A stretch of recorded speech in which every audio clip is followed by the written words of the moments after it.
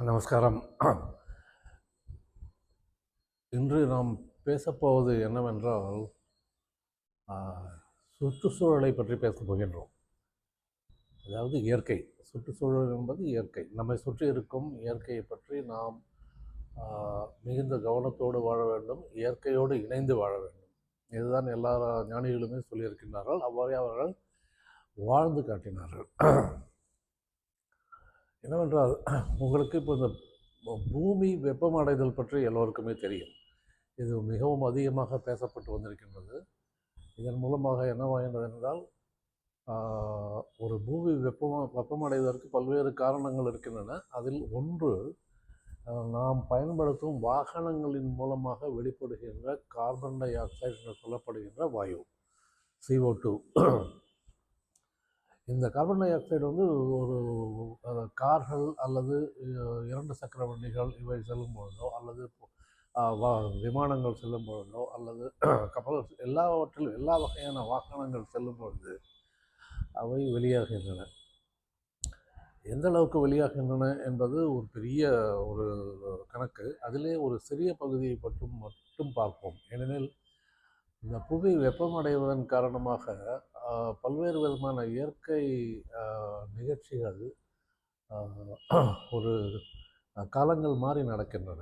அதாவது நிறைய மழை பெய்கின்றது, வெள்ளம் வருகின்றது, அது மழை பெய்யக்கூடாத காலங்களிலே மழை பெய்கின்றது. உஷ்ணம், சம்மர் என்று சொல்லப்படுகின்ற நிலையில் அந்த சமயத்திலே வெப்பங்கள் அதிகமாகிக் கொண்டே 40 டிகிரிஸ் 45 டிகிரிஸ் என்று அதிகமாகிக் கொண்டே போகின்றது. இவை யாவற்றுக்குமே காரணம் பல்வேறு விதமான வெள்ளங்கள் வந்து மலை சரிவுகள் நடப்பது, மண் சரிவுகள் நடப்பது, இவை எல்லாமே சொல்லலாம். இவை எல்லாவற்றிற்குமே காரணம் வந்து இந்த புவி வெப்பமடைதல், குளோபல் வார்மிங் என்று சொல்லுவாங்க. இப்பொழுது வெப்பமடைவதற்கு பல்வேறு காரணங்கள் இருந்தாலும் இந்த குறிப்பிட்ட காரணத்தை பற்றி பார்ப்போம். ஒரு நாம் இப்பொழுது எல்லாமே எல்லாருக்குமே வழக்கமாகிவிட்டது. என்னவென்றால், நாம் ஆன்லைனிலே எல்லாவற்றையுமே ஆர்டர் செய்து வரவேற்றுக் கொள்கின்றோம். அதை கொண்டு வந்து கொடுக்கக்கூட வணிகர்களும், அதாவது பெரிய கார்ப்பரேட் நிறுவனங்களும் எவ்வளோ சீக்கிரம் கொடுக்க முடியும் என்பதிலே போட்டி போடுகின்றன. 5 நிமிடங்களே கொடுக்கின்றோம், 10 நிமிடங்களே கொடுக்கின்றோம் என்று அவ்வாறு நிகழ்கின்றது. நாம் ஒரு சிறிய ஒரு பொருளை வந்து நாம் அது ஒரு ஆர்டர் கொடுத்தோம் என்றால் அது ஒரு 10 நிமிஷத்திலே வீட்டுக்கு வந்து விடுகின்றது. ஒரு சென்னை போன்ற ஒரு மெட்ரோபாலிட்டன் சிட்டியில். இதனால் என்னவாகின்றது என்றால், அந்த டெலிவரி கொடுக்கும் நபர் அவருடைய குடோனிலிருந்து நம்ம வீட்டுக்கு ஒரு 2 வீலர் மூலமாக வந்து கொடுத்து விட்டு போய் விடுகின்றார். ஸோ இது எவ்வளவு நடக்கின்றது என்றால், ஒரு நாளைக்கு 2,50,000 டெலிவரிகள் நடப்பதாக கணக்கிடப்பட்டிருக்கின்றது. இத்தகைய ஆன்லைன் டெலிவரிஸ் 2,50,000 ஒரு நாளில். அதாவது 2,50,000 தடவை அந்த 2 வீலர் என்பது நமது ரோடு சாலைகளிலே சென்று வருகின்றன.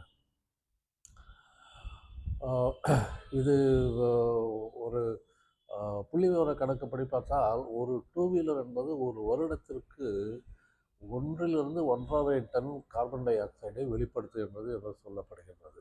1 to 1.5 டன் ஒரு 2 வீலர். இப்பொழுது நாம் இந்த ஆன்லைன் டெலிவரி மூலம் கணக்கு வைத்துக் கொண்டால், இந்த 2,50,000 டூ வீலர்கள் நமக்கு டெலிவரி கொடுப்பதற்காக வந்து போகின்றன. அதனால் ஒரு வருடத்திலே இந்த ஆன்லைன் டெலிவரிஸ் மூலமாக எந்த அளவுக்கு கார்பன் டை ஆக்சைடு வெளியிலே விடப்படுகிறது என்றால் 2.5 லட்சம் டன்கள், அல்லது 3 லட்சம் கூட என்று வைத்துக் கொள்ளலாம். 3 லட்சம் டன்கள் என்று சொல்லலாம். அதாவது கார்கள், 2 வீலர்கள் இவை மற்ற காரியங்களுக்கு, அதாவது அலுவலகம் செல்வது, ஒரு டூர் செல்வது, அல்லது வேறு எல்லாவற்றுக்கும் ரோடிலே பகலிலே இரவிலே வெளிவருகின்ற வாகனங்கள் பற்றி கணக்கெடுக்கவில்லை. ஆன்லைன் டெலிவரி மூலமாக மட்டும் எந்த அளவுக்கு வண்டிகள் செல்கின்றன, அதன் மூலம் வருடத்திற்கு எந்த அளவு கார்பன் டை ஆக்சைடு வெளியிலே விடப்படுகின்றது என்பதை பற்றித்தான் இது ஒரு விஷயம். 3 லட்சம் டன்கள் கார்பன் டை ஆக்சைடு இந்த டெலிவரிகள் மூலமாக உற்பத்தி ஆகின்றன இந்தியாவிலே. உலகெங்கும் அது வேறு ஒரு விஷயம்.